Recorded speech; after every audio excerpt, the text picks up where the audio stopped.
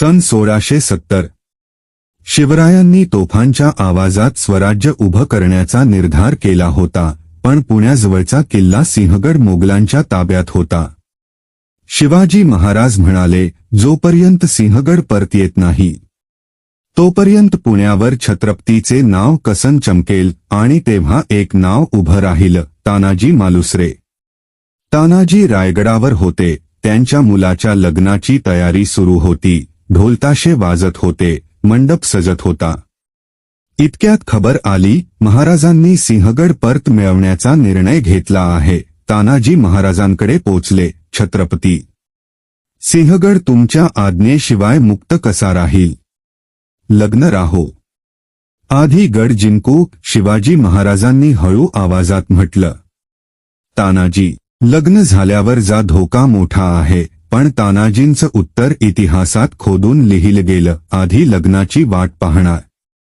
गड आला तर लग्न 1000 होतील, पण गड गेला तर काय उरेल? शिवाजी महाराज छातीत दडपण घेऊन म्हणाले, जाऊ दे. पण सावध. तानाजींच्या सोबत होते शेलार मामा, सूर्याजी आणि सुमारे 300 मावळे. रात्र अंधारात बुडाली होती. चंद्र ढगामागे होता, पण प्रत्येक मावळ्याच्या डोळ्यात जाजवल्य तेज होतं.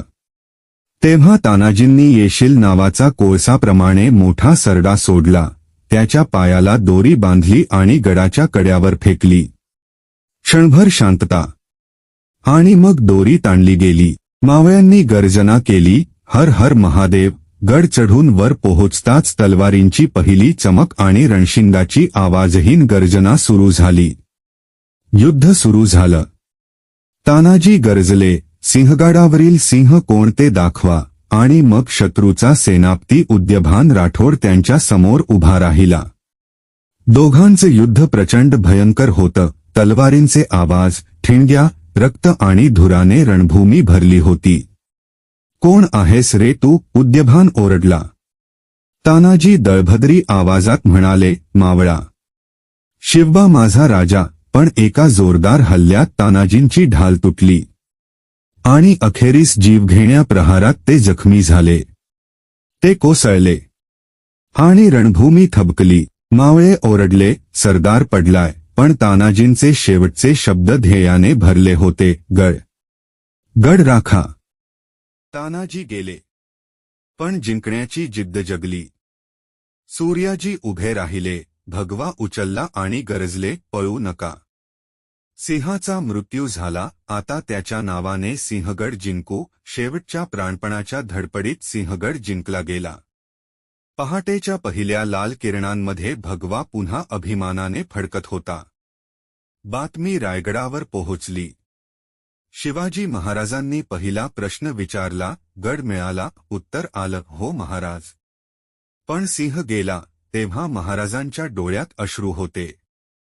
आणि ते हळूच म्हणाले, गड आला, पण सिंह गेला. आणि त्या बलिदानामुळे तानाजींच्या नावाने सिंहगडाचा इतिहास सदा सर्वदा अमर झाला.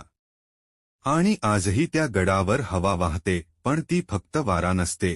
ती तानाजींची तलवार, त्यांचं रक्त, त्यांचं शौर्य आणि प्रत्येक पर्वताला आठवण करून देणारी गर्जना असते. हर हर महादेव.